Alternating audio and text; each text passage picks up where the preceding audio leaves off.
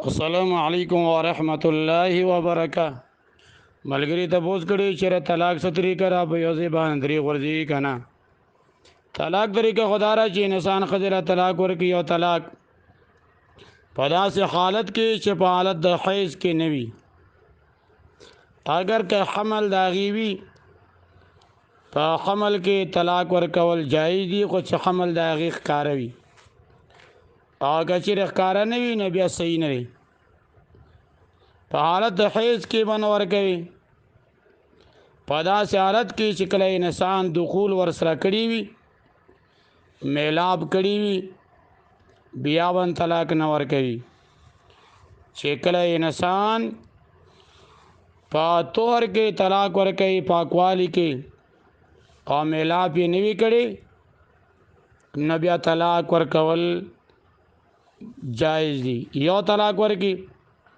چې کله بیماری نه پاک شي بل طلاق ورکی چې کله پاک شي بل طلاق ورکی نو دا طریقہ بهترینه طریقه را اندارنګي په یو دی باندې ویل طلاق دا طریقہ نر جمهور بنیز باندې دا طریقې سره هم درې طلاق چې په یو دی باندې ورکی واقع کیږي لکه سړی خپل مدخول بها یا غیر مدخول بها ایوی خجلا په یو تلفظ کې وای چې طلاق ہے یو مجلس کې وای طلاق ہے نو دا په دوه صورتونو کې طلاق واقع کیږي خدا داغینا مغلظه شولا جدا شولا قرآن کا اللہ عز و جل فرمائے اعوذ باللہ من الشیطان الرجیم بسم اللہ الرحمن الرحیم قال تعالی الطلاق مرتان فامساکم بمعروف او تسریح باحسان سورة البقرہ 229 آیات طلاق رجعی دا دو کرتری بیا اشارول دی بنے کا طریقہ یا پر خودل دی بنے کا طریقہ تمام مفسرین شان نزول د دې بیانوي چې په زمانه د جاهلیت کې طلاق ورکولو یعنی عیدت رجوع کولو څخه خد نه وو هغه به سینکړو طلاقونه ورکول او سره د خپل بیانو پریشان کولو د پاره طلاقونه ورکول بیا رجوع کولا الله عز وجل دا طریقہ دا غوی بند کړه دا رسم منسوخ کړو وی فرمای طلاق چې بای کې رجوع کیږي دا صرف دودی خط بندیو کا اللہ عز و جل یعنی طلاق مرتان یورست اللہ فرمائی فَإِن طَلَّقَهَا فَلَا تَحِلُّ لَهُ مِن بَعْدُ حَتَّى تَنكِحَ زَوْجًا غَيْرَهُ کادریم طلاق کې ورکړو نو بیا جایز نه را تر دې پورې چې نکاح کې د بل سره بعض علماء په دې باندې اشکال کړي اعتراض کړي چې مرتان خو آیات کریمه کې معلومیږي مرتان بعد مره یعنی یکی بعد دیگری یو طلاق نه بعد بل طلاق تقاضا دار چې دو طلاق په یو مجلس کې نه بلکې یو طلاق ورکی په یو مجلس کې بیا بل طلاق بل مجلس کې کبه یو مجلس کې دوا یا درې ورکی نو دا یو ځل شو بیا دویم ځل دعا یا درې ورکی دا دویم ځل شو وای مرتان دا معنا خو ابن جریر طبری آیات کې مرتان په معنا د تطلیقتان کړي را مجلس کې دو طلاق اندارنګ مرتان بعد مره په معنی کې قطعی نری ځکه چې نور احتمالات عمر کې شته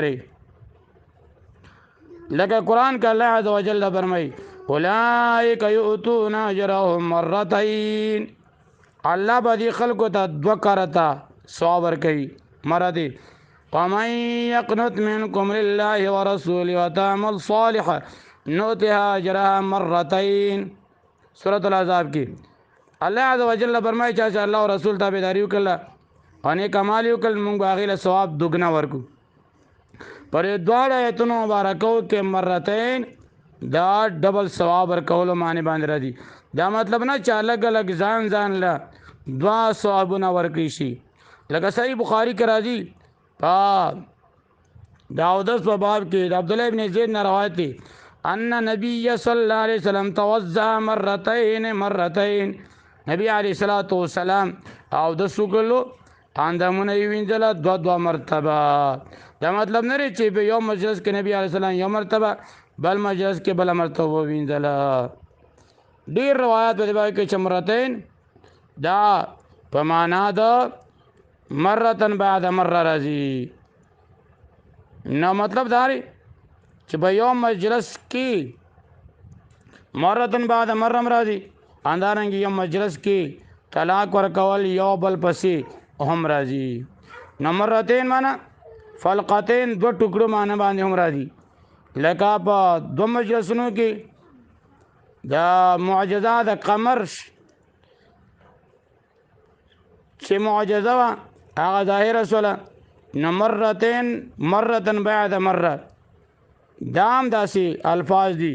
مرتين مطلب دا دی چې په یو مجلس کې انسان طلاق ورکی دو طلاقات چې پای کې رجوع کیږي. بیا ورسته الله فرمای فیا طلقها فلا تحل له من بعد حتى تنكح زوجا غيره. بیا دا ولې راوړو کال ته کې مراد دینه یو طلاق وی مجلس کې بیا دا ورسته په امساک او معروف دراغي تشریح ندری طلاق په یو دی باندې هم حقیقیږي په یو ځل لکه څنګه محلا پلسم جل کې 117 صفحه کې فرمایي. اندارنګي بخاری شریف کې راځي په دویم جل کې 791 صفحه کې باب مناجات طلاق الثلاث عن عائشة رضي الله تعالى عنها أن رجلا طلق امرأته ثلاثا فتزوجت فطلق فسئل النبي صلى الله عليه وسلم أتحل للأول قال لا حتى يذوق عسيلتها كما ذاق الأول. نبی علیہ الصلوۃ والسلام عائشہ رضی الله تعالی عنها یو سړي 3 طلاق خذل ورکل دبل سې نکاح وکړه. بیا نبی علیہ السلام نه تبوس وکړو چې اول د بار حلال ده. نبی علیہ السلام فرمایي نه تر دې چې جما ورته کی داغي خون ورته کی لکه څنګه اول سکلو. نو د حدیث کې طلق امرات الثلاثن د دې نه معلومیږي چې 3 طلاق په یو ځبان ورکړو. لکه امام بخاری په دې باندې بنیاد خودلې باب مناجات طلاق ثلاثن ذکر کړي او ظاهر البعد طلق ثلاثن نو دا په یو ځبان 3 طلاق لکه څنګه په فتح الباری کې لیکلي په نام جیل کې.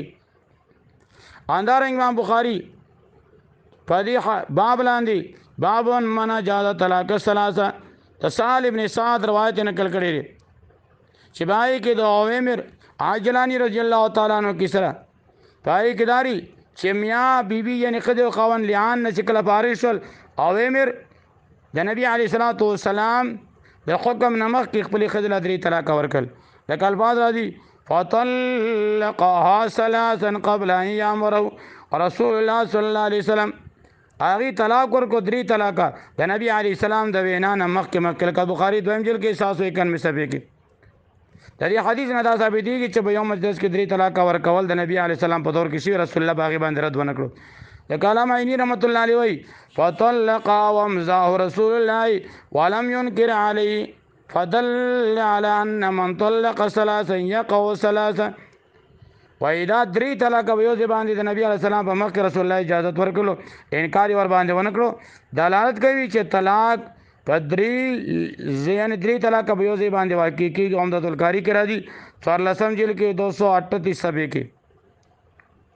پدې باندې د اشکال واردېږي چې رجیه طلاق دا د لعان د وجنه جدا شوی و. جوابداري اویم رضی الله تعالی عنہ لعان فرقت ذریعہ ونه غنلا زکه طلاق ورکولو کایغه د فرقت ذریعہ تل لعان غنلې یو ځبانی به طلاق نه ورکولې. یو صحابي چې 3 طلاق ورکوي ناغه 3 طلاق په یو ځبان د ورکول جایز غنل او فرقت لعان د فرقت ذریعہ نه ګرځولا نه دی وجنه.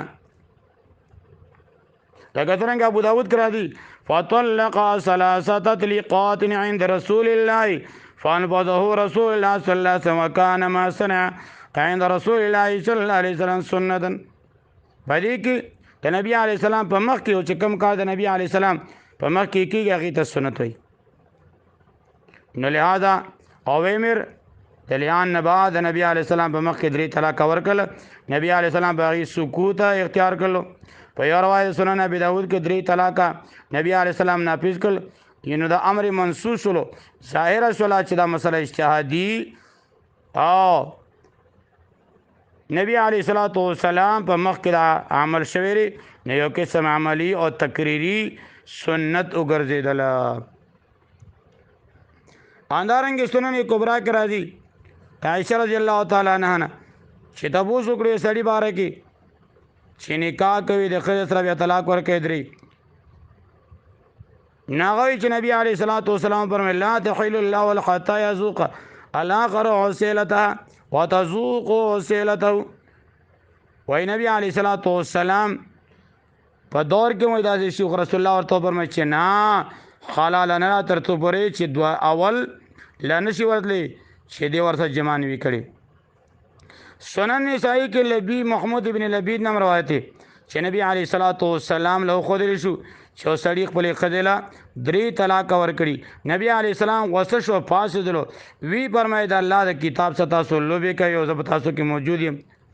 اخبر رسول الله عن رجل طلق امراته 3 تطليقات جميعا فقام عذبا ثم قال يلعب بكتاب الله وانا بين اظهركم. زه موجود یم تاسو لوبې کوي.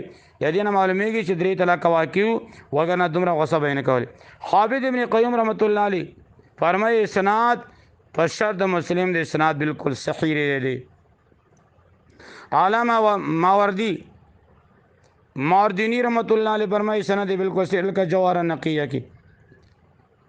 نو لہذا 3 طلاق په یو ځای باندې نبی علیه الصلاۃ والسلام په دور کې ورکړي شوی دي. رسول الله ور باندې ردا نری کړي. داري قطنی کې مرادي عبد الله ابن عمر روایت لکه 3 طلاق په یو ځای باندې قطنی په څلورم جیل کې او 31 صفحه کې. اندارنګي سنن کبرا په اول جیل کې 324 صفحه کې. نو 3 طلاق په یو ځای باندې ورکول واقع کیږي اگر چې سنتونو خلاف طریقه را دا ناروا طریقه را خو طلاق واقع کیږي لکه څنګه ابو داود شریف کې دویم نسائی په دویم جلد کې 100 صفحه ابن ماجه په 147 صفحه دار قطنی څلورم جلد کې 12 صفحه. نو به ټولو کې ډېر روایت دی باندې خلک وخت به باندې لګي. مصنف عبدالرزاق کې دا په شپږم جلد کې 393 صفحه کې.